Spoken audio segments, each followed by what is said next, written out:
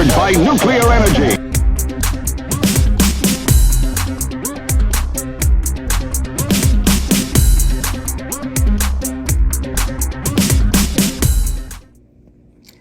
Hi, this is DJ Mondo, and welcome to the Atomic Luau.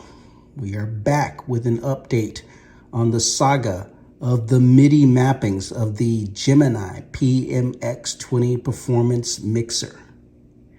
And I have good news. On the Gemini website, there is not a MIDI mapping file for the PMX 20. However, there is a MIDI mapping file for the PMX 10. Now, the PMX 10 is a 2-channel mixer.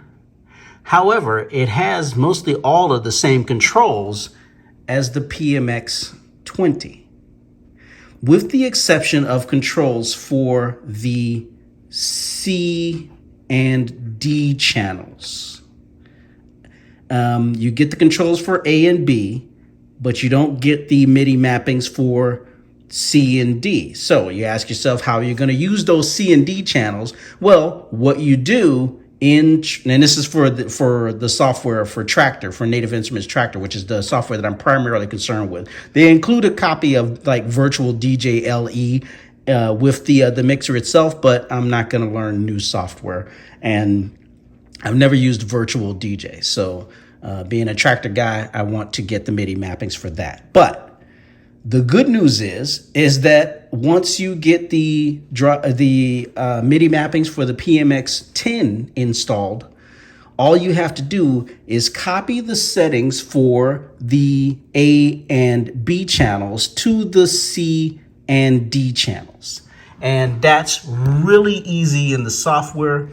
So you can see here we have the gain knob for A channel and gain knob for B channel. Now those come included in the MIDI mapping. You can see the movement there. And also for highs, mids, and lows for your EQs, your fader sliders, and that's all for A channel.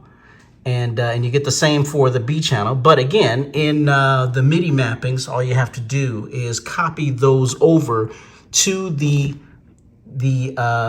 C channel, which is down here.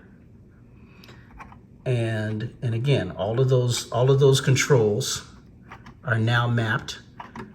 And then just label them, make sure you label them for the C channel and also and then you copy them again and label them for the D channel, which will change the focus to the D channel. And so you just duplicate those settings and copy them and then focus them on whatever channel that you're going to specify. So now we've got all channels mapped here. So I can use this in Traktor and use the EQs and the gains and everything. Now, the downside of this is the effects. I don't like the way the file that they've included has mapped the effects for Traktor, and I'll do it now. The effects are mapped. You can. Turn the effects on here, and you can adjust the amount of effect here, and you got 4 of those. You got 1 and 2 on this side and 1 and 2 on this side. But the way they've mapped them here is that these knobs here only control the first of 3, control the dry wet on the first 3 effects, on the first 2 effects there out of 3. So, which I would have mapped these differently, the way I would have mapped them, and also the effects sends buttons on each channel will light up, but they're actually kind of useless. I don't think that really turns them on for the channel here. I'm gonna have to do some more testing here, but I would have mapped them differently. I would have mapped these buttons here to turning on the specified effect in each channel. If you can see that 1, 2, and 3, 4 there, and then what I would have done is mapped the knobs to the degree of dry wet of each effect. And I'm wondering if I can actually change that in the in the mapping that I have. I might try, make a copy of the file and then try mapping the effects differently. But the effects aren't really mapped in the way that I want them to. They're there. I don't know if that works well for the way I want to perform with this, but the good news is, grab the, if you get the PMX 20 performance mixer, go to the Gemini website and grab the PMX 10 MIDI mapping file, and then just copy your A and B channels over to the C and D channels, and you can have full control here. So I am all ready to start doing experiments with this, and that is going to be quite fun. So we're still not, it's not, exactly the way I wanted it, but I am really pleased with the way this is turning out. So, yeah, it's definitely worth a buy. Definitely worth a buy. It's all mapped. It's all mapped too. Faders for each channel. Crossfader. All of those EQs. Okay, so and again, the only thing with remix sets is going to be a little bit difficult, maybe working with remix sets on this, but I don't mind. I'm glad I got this far. So yeah, loving it. And another thing is, the next step is to MIDI map this mixer to the iPad. Now, the PMX 20 is a class compliant mixer, so you can plug it into an iPad and use it to MIDI map. So my next step is to create a mapping for AUM, so that I can load apps into 4 channels and control them from this mixer. So that's going to be a fun one too. So stay tuned for that. But yeah, I plan to do a whole lot of fun experiments with this, and not just on the Mac, but also on the iPad.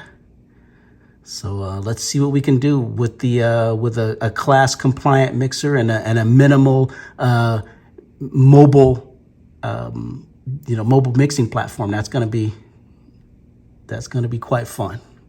Yeah, and let me know if let me know in the comments below if you've done any crazy MIDI mappings or anything with any outside equipment. But this is going to help me do a whole lot more varied stuff in the near future. But yeah, MIDI mappings. I learned a lot this week. Thanks. Bye. Bonus content. Hi, this is DJ Mondo. Welcome back to the Atomic Luau. More information on the PMX 20 mixer from Gemini. Another thing that I wanted to do with this is since it's class compliant, you can also use it to control apps on the iPad. So I've got most of my music collection on this iPad here, connected through this adapter to the PMX 20. All the USB switches are on for each channel.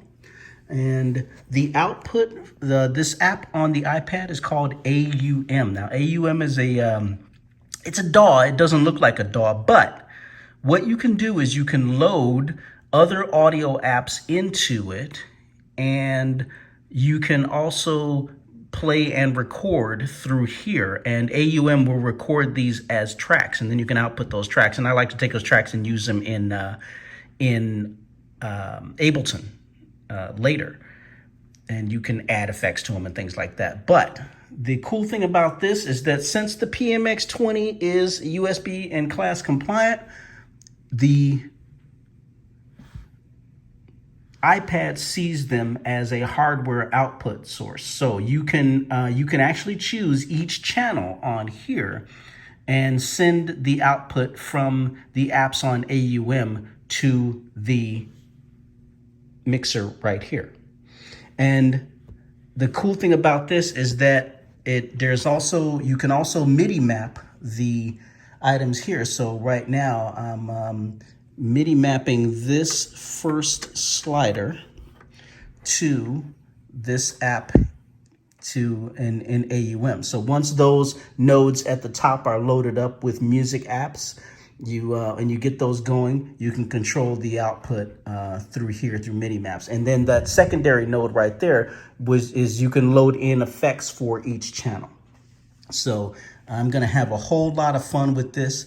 Just plug it into an iPad, and once I map these items here and save the MIDI mapping in AUM, it's just plug it in and it's ready to go. So it's gonna take a little bit of work, but man, this is gonna be fun, and definitely gives you some perspective as to where iPad DJing is going to be going, and using the iPad as a DAW and as a performance tool is going to be going. You know, can you imagine, you know, going into a club with just a mixer and your iPad? If you do enough preparation, you can go all night on this thing. So, but that's you know, that's really kind of gratifying, and once the mapping is complete, I'll give you an update on it. But yeah, if you know, let me know in the comments below what hardware that you have connected to your iPad, and particularly with AUM, and what applications that you use. But I really like the way this is going. I've learned a lot this week. Thanks. Bye.